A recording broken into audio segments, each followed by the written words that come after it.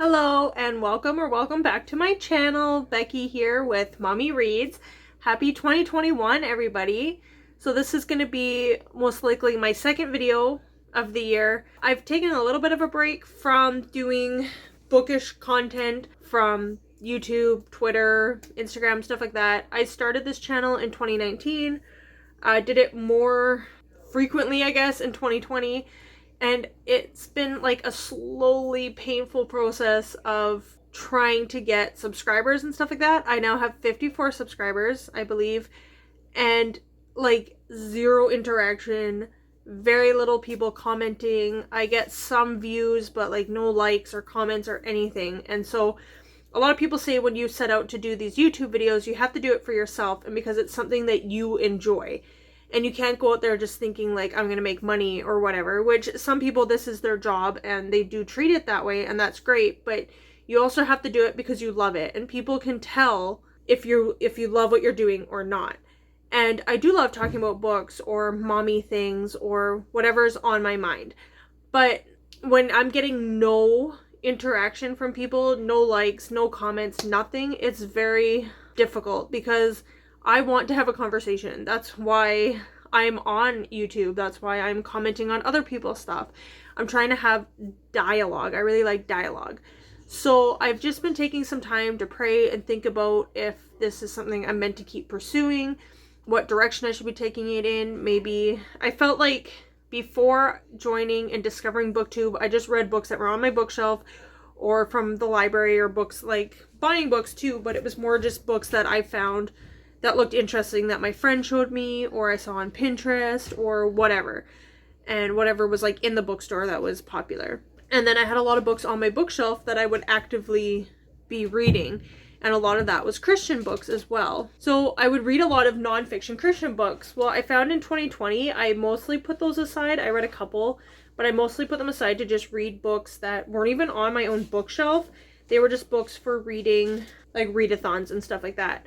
So I feel like maybe I'm supposed to focus more on, like, it's not wrong to do readathons or anything, but just reading what I want to read and reading what's already on my shelf and not feeling pressured to read other books.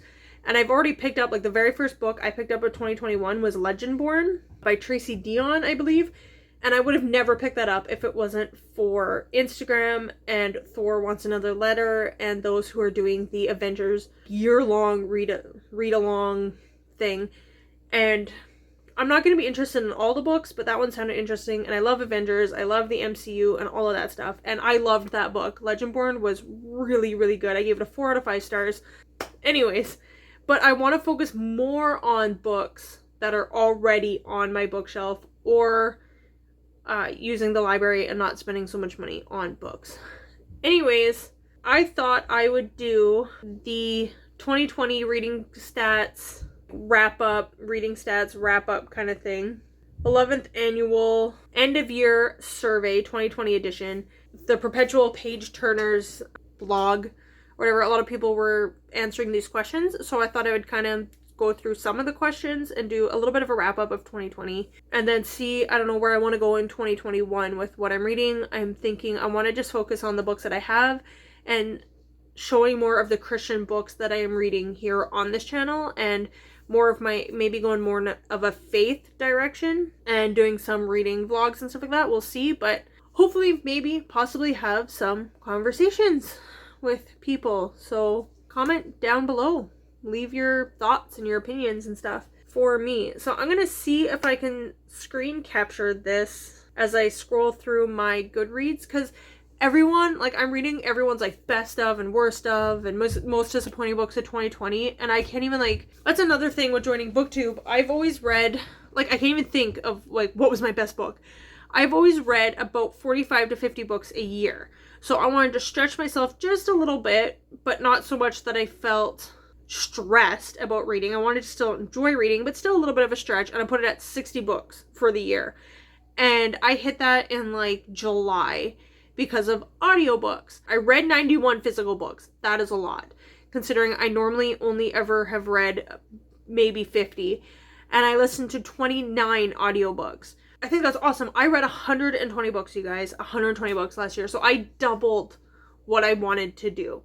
So this year's goal, I set it for a little bit more than 60, but not 100, because just because I did 120 and knocked it out of the park last year doesn't mean the same is going to happen this year. So I set it to 75 books this year.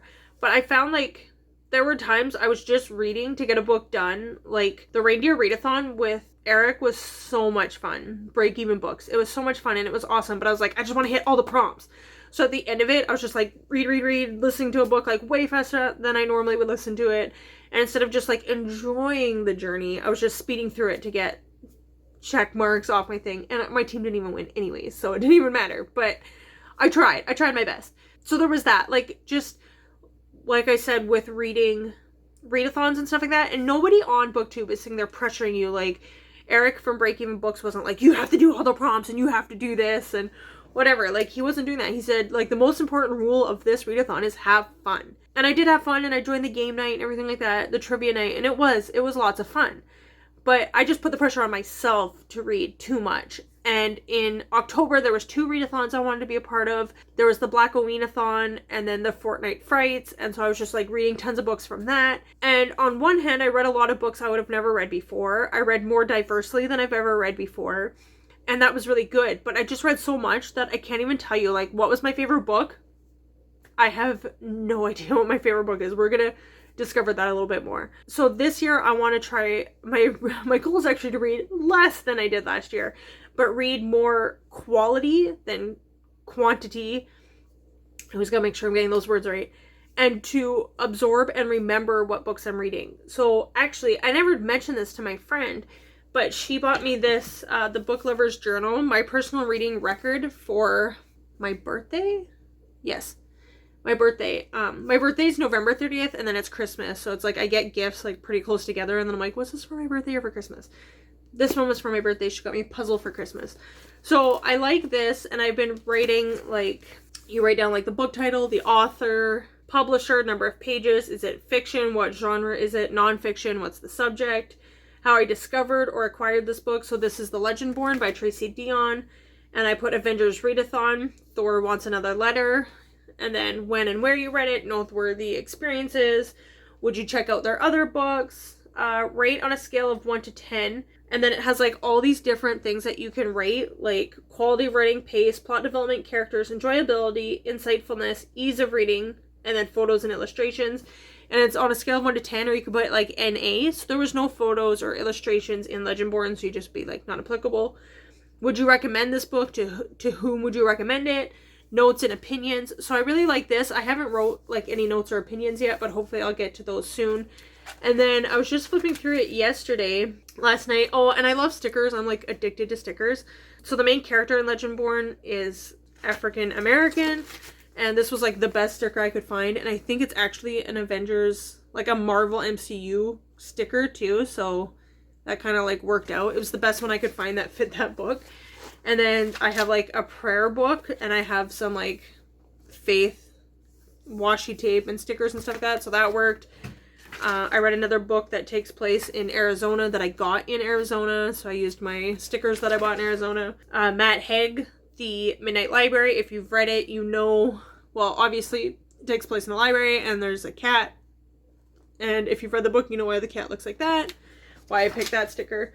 So I'm really like this. So hopefully this will help me remember and retain more of what I'm reading.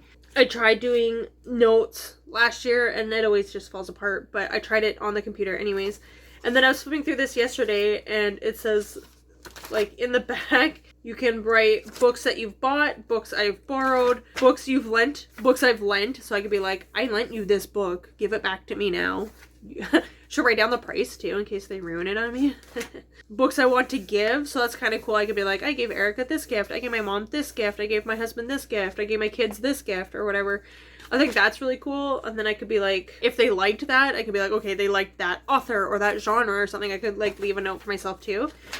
And then if you have book group info, friends and fellow readers, keep up with your reading friends by using the section to record their contact information. So it has a lot. And it even has like contacts, like an old contact address book would, which is cool. And then it gives you ideas for like acclaimed authors and books, inspiration for further reading. So recent Pulitzer Prize winners, and I've read 2 of those books. The Light We Cannot See and The Goldfinch, and so many people love both of those books. The Goldfinch, me and my friend who bought me this book actually read that at the end of 2019, and we were like, what's the point of this? It's so long and so boring and so drawn out, and we're bored. We're just waiting for something to happen. And then All the Light We Cannot See, I don't know if she read it or not. I read it, and I thought it was okay, but it wasn't like mind-blowing, the best thing ever. Fiction books, among the world's greatest books.